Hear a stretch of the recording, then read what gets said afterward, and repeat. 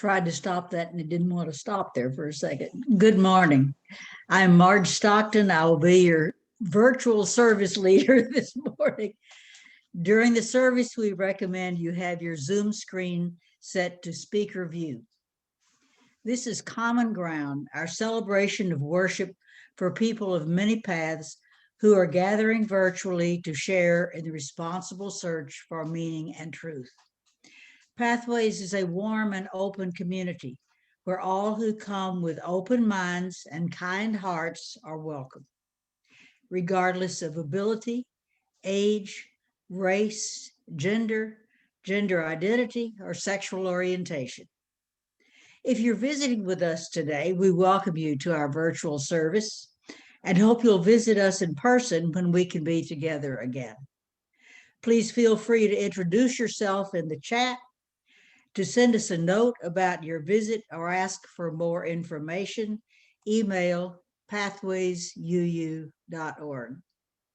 We hope that all who join us here today find this a safe online place to worship. We have a special treat for our opening song this morning.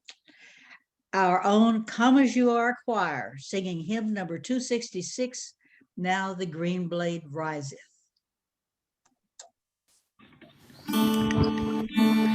Now the green blade riseth from the buried grain. We that in darkness many days have slain, love lives again, that with the dead has been. Love is come again like wheat that springeth green. In the grave they laid him, love by hatred slain, thinking that never he would wake again. Laid in the earth like rain that sleeps unseen.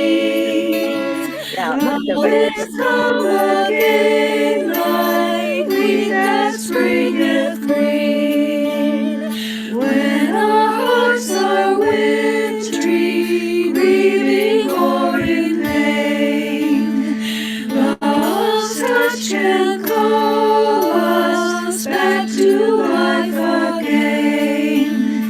Tears of our hearts that dead and bare have been, love is come again like wheat that springeth green.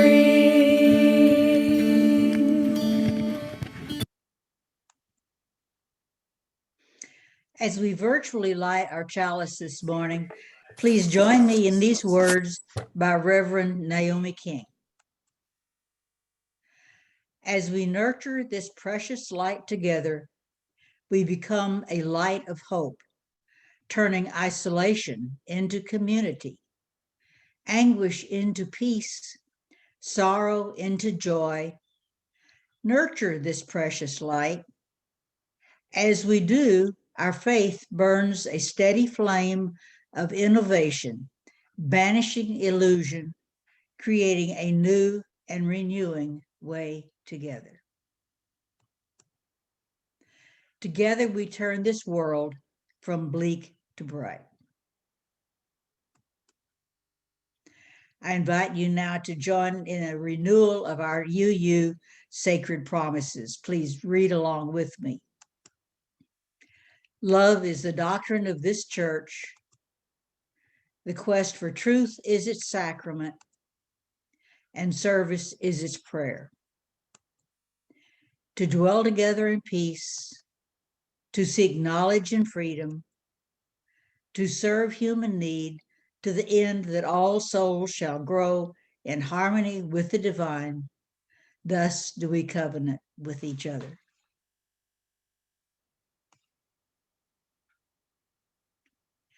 We are honored this morning to welcome as our speaker, Bob Ray Sanders. Bob Ray's journalism career spanned more than 4 decades, in newspaper, television, and radio. In 2015, he retired as associate editor and senior columnist from the Fort Worth Star-Telegram, the newspaper where he began his professional career. In 1972, Bob Ray joined KERA-TV as a reporter for the station's innovative newsroom program, and we used to watch that every week.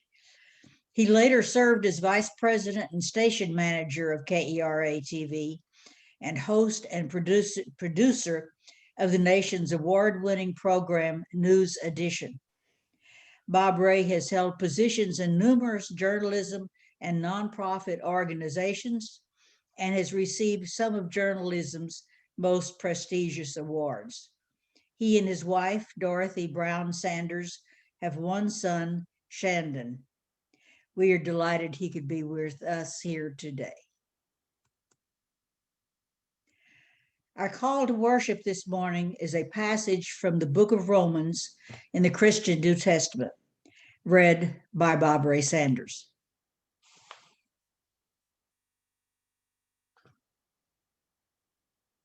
Bob Ray?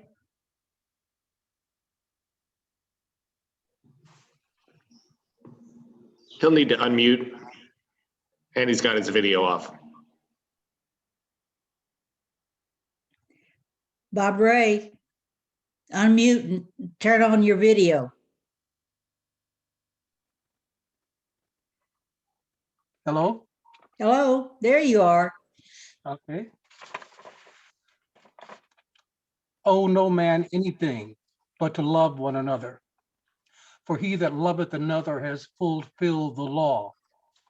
For this, thou shalt not commit adultery, thou shalt not kill, thou shalt not steal, thou shalt not bear false witness, thou shalt not covet. And if there be any other commandment, it is briefly comprehended in this saying, namely, thou shalt love thy neighbor as thyself. Love worketh no ill to his neighbor. Therefore, love is the fulfilling of the law.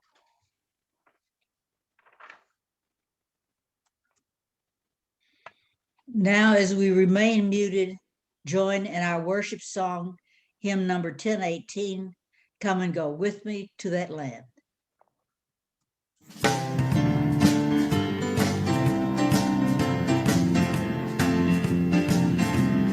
Come and go with me to that land. Come and go with me to that land. Come and go with me to that land where I'm bound. Come and go with me to that land. Come and go with me to that land. Come and go with me to that land where I'm bound. There'll be freedom. There'll be freedom in that land. There'll be freedom in that land. There'll be freedom in that land where I'm bound, where I'm bound. There'll be freedom in that land. There'll be freedom in that land. There'll be freedom in that land where I'm bound. There will be justice. There'll be justice in that land. There'll be justice in that land. There'll be justice in that land where I'm bound, where I'm bound. There'll be justice in that land. There'll be justice in that land. There'll be justice in that land where I'm bound. And there will be singing. There'll be singing in that land. There'll be singing in that land. There'll be singing in that land where I'm bound, where I'm bound. There'll be singing in that land. There'll be singing in that land. There'll be singing in that land where I'm bound. Come and go with me to that land. Come and go with me to that land. Come and go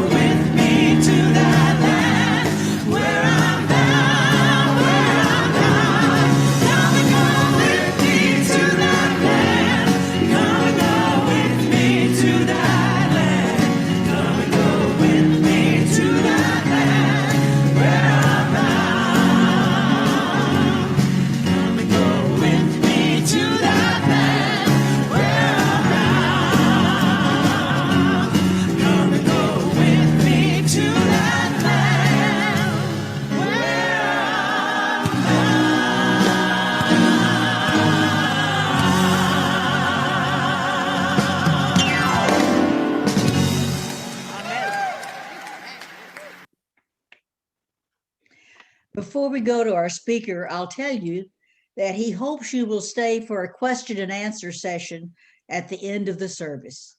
Now we welcome Bob Ray Sanders back to our virtual pulpit. Well, good morning again. Can y'all see me? I can't tell. Oh, you okay? Yes. I never know how to do this. I mean, you're in charge, so I'll take your word for it. It was a great song, by the way. Got me in the mood. Let me say good morning to everybody. It's really a pleasure to be back with you after so long of a time. Hopefully next time we get together, we'll be able to meet in person, because it's been a crazy year, people. Taking up off with the musical theme, I'm not gonna sing, you don't have to worry about that. But I do want to quote from a song, an old spiritual. It's based on the story of Noah. You know, Noah finally, when the water subsided and there was a rainbow in the sky, that was a symbol.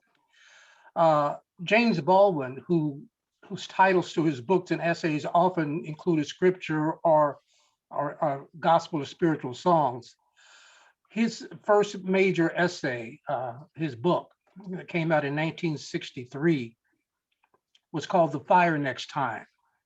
And he based it on the old spiritual that many of you probably heard. It's going to rain. It's going to rain. Better get ready and bear this in mind. God showed Noah the rainbow sign. No more water. The fire next time. Mm. James Baldwin, as I said, wrote that in 1963.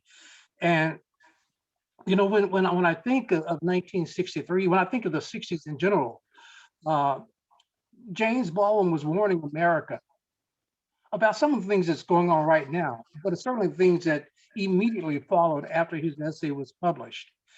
Keep in mind that 1963 was, I think, one of the most incredible years in the 20th century. And I always consider the 1960s the most incredible decade of the 1900s. And it's because we can, you know, pick world wars and we can talk about depression and all that.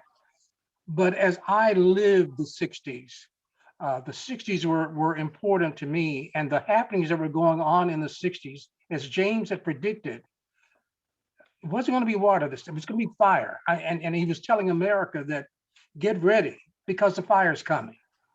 The fire is coming. I mean, we are in such a pickle that it's going to take the fire to rejuvenate us, to get us on the right track.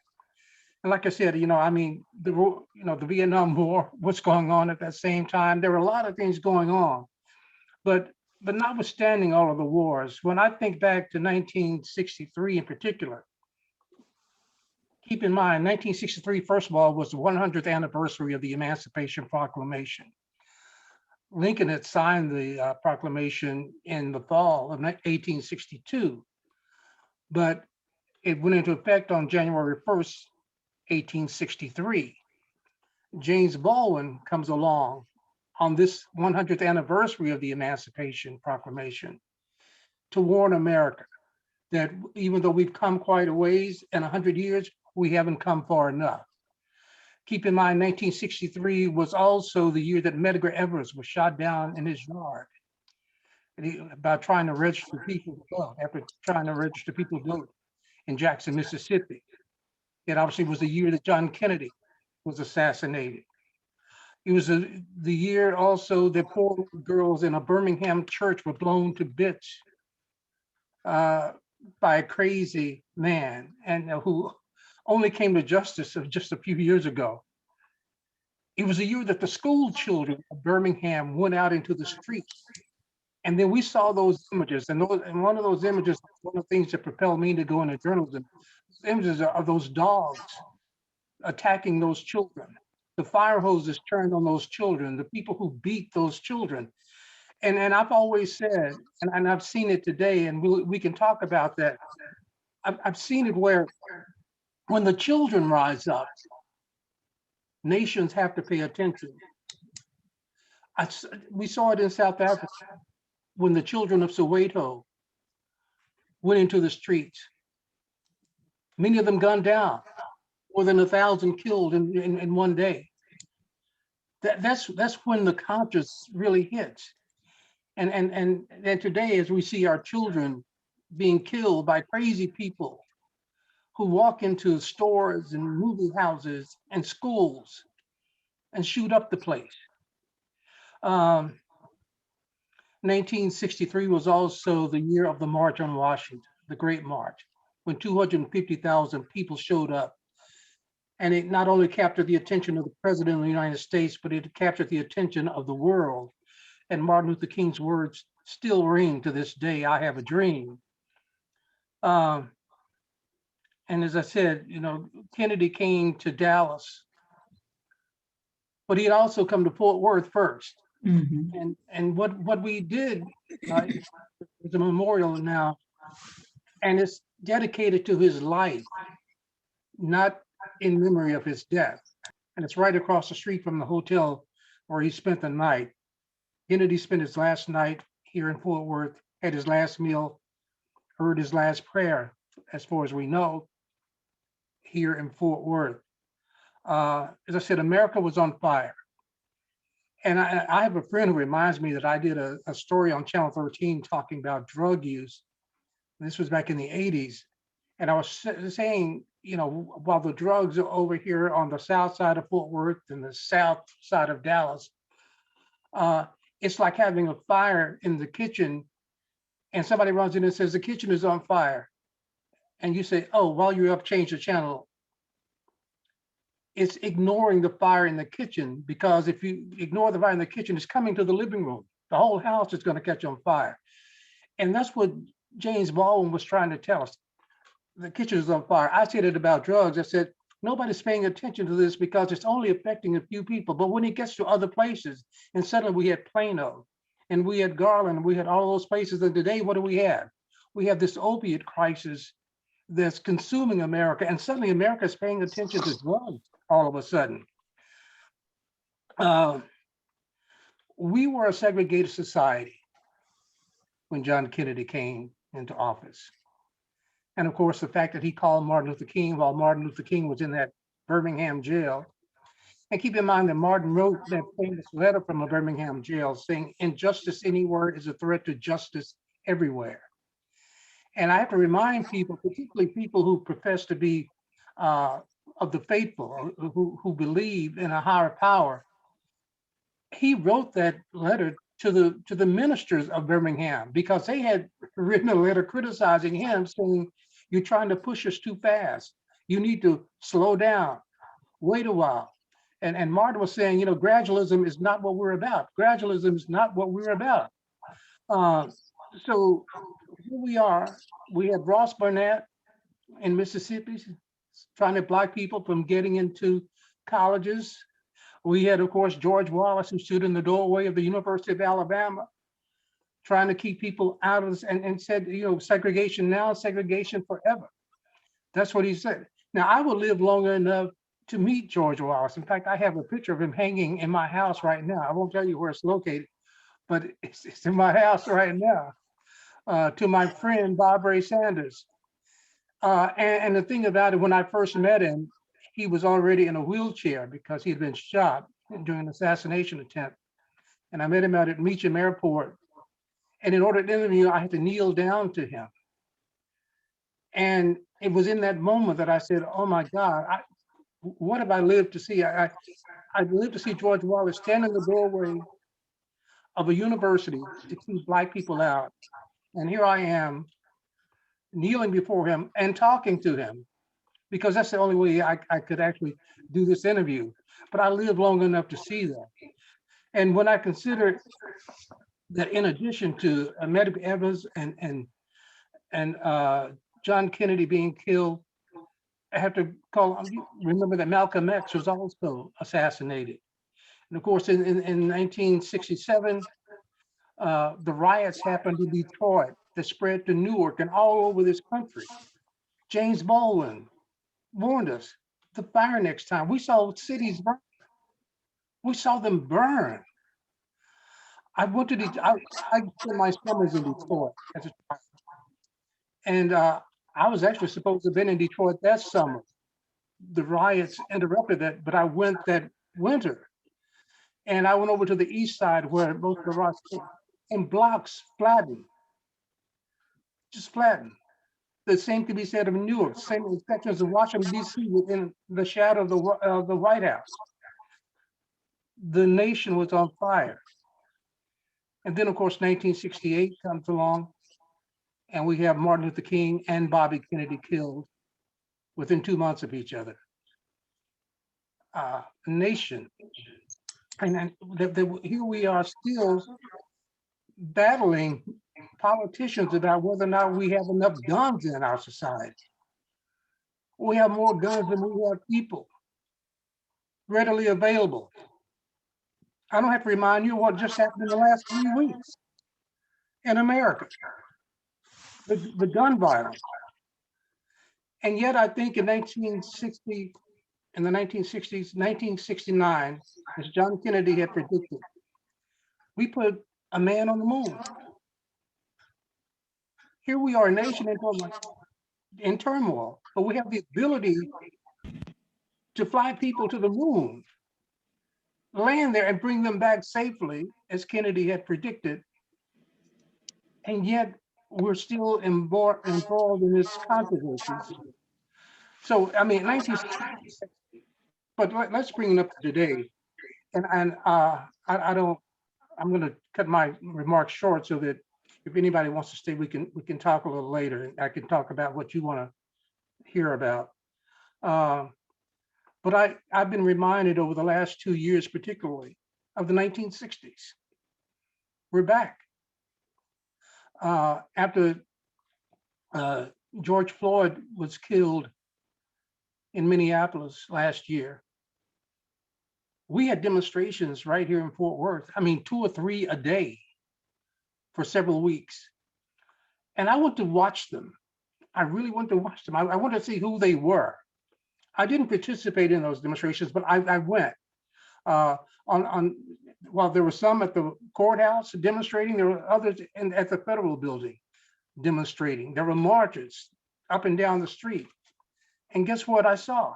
I saw young people again. There were young people. And more importantly, what I saw, more than I had seen before, they were young Anglo people who had suddenly been so concerned and so upset by what they had seen, what they had witnessed. A man with his knee on the neck of a bound man on the ground, on his neck for 9 minutes and 29 seconds. And as we see right now, I mean, we're in the midst of that trial. At the same time, we're in the midst of a whole bunch of other things. Not only the killing of George Floyd, but just here we are just having the shooting of a young boy, 13-year-old in Chicago. So we have all of these things happening at the same time. As I said, a reminder of what was going on with me back in the 1960s. And I don't know how we address it totally. I know we got to keep talking about it. We start the conversation, but I can't tell you how many of these conversations I've had over the years, how much time I had a little hope, then that hope was taken away by some other crazy act. And you add to that, as I said, these shootings. It's become so routine, we don't pay much attention to it anymore. I mean, we have the perfunctory, I am shocked and saddened. We have, lowering of the flags to have staff. We have all those, kinds of symbolic things. And yet you have a Congress who says, wait a minute, we can't take away people's Second Amendment rights. We can't tell them they can't have certain kinds of guns. Why not? And some of us, are so snugly wrapped in our complacency that we just let it go, and it continues and continues. I mean, there are other nations, democracies, that don't have the kinds of killings, the murders that we have in this country. They don't have the kinds of injustices that we have. There are injustices all over the world, But what we've seen here is that we have people who have been discriminated against for so long. You have to ask yourself, when will it change? Now, again, so, you know, in Minneapolis, they're still having demonstrations, or right outside of Minneapolis now, where the latest victim happened. It is so sad to see. Martin Luther King asked a question in his last book. He asked, where do we go from here? And actually, this is a question I really want to leave with you as a congregation. Where do we go from here? And he gave us a choice: community or chaos or community. Where is America ready to go from here? How many times have we been at this intersection in America? And we have the greatest minds of all time. As I said, we can do all kinds of things. I mean, right now, we got this little thing flying around Mars, you know, sending back incredible photos. We can do that. And yet we can't get our communities together. We can't get people together because we become so divided as a nation. And sadly, we had people in the highest of offices over the past few years who agitated that division, made it acceptable to hate. And until we can get rid of the hate and get back to some kind of love, I don't know what to say about us. So with that, as I said, just in a few weeks, we've had Dante Wright killed. We've got the 13-year-old killed. We had multiple mass shootings, as we saw again in Indianapolis. You know, somebody just goes to start killing. We get the killings in Florida targeting Asians. As I said, the fire has come to the living room. So where do we go from here? Chaos or community? And I'll leave y'all with that.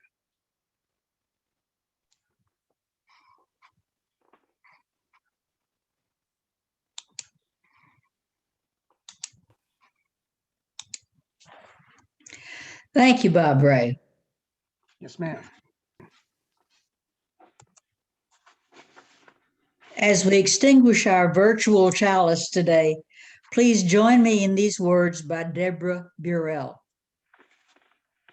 We have basked in the warmth and beauty of this flame and this community. As the chalice flame is extinguished, let us carry its glow within. Let us kindle new sparks within these virtual walls and beyond. Our closing song for today is hymn number 18, What Wondrous Love. This is an American folk hymn with new words in the UU tradition by Connie Hart.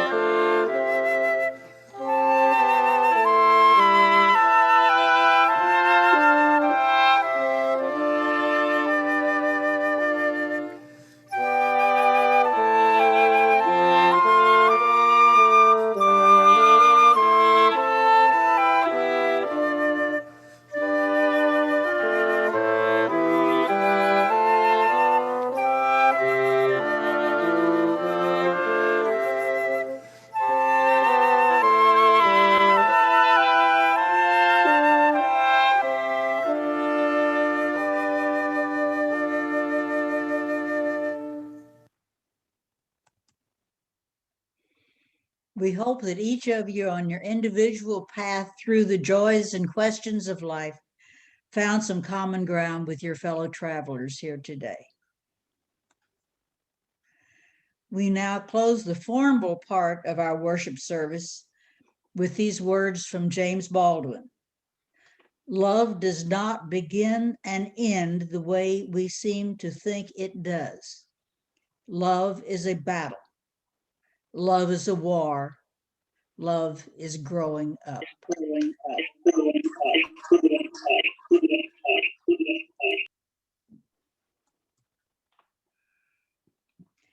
Now, here is our friendly neighborhood treasurer of Pathways, Kimball Ledbetter, to talk with us about our annual pledge drive. Kimball? Oh, I guess we're going to sing our pledge song together first.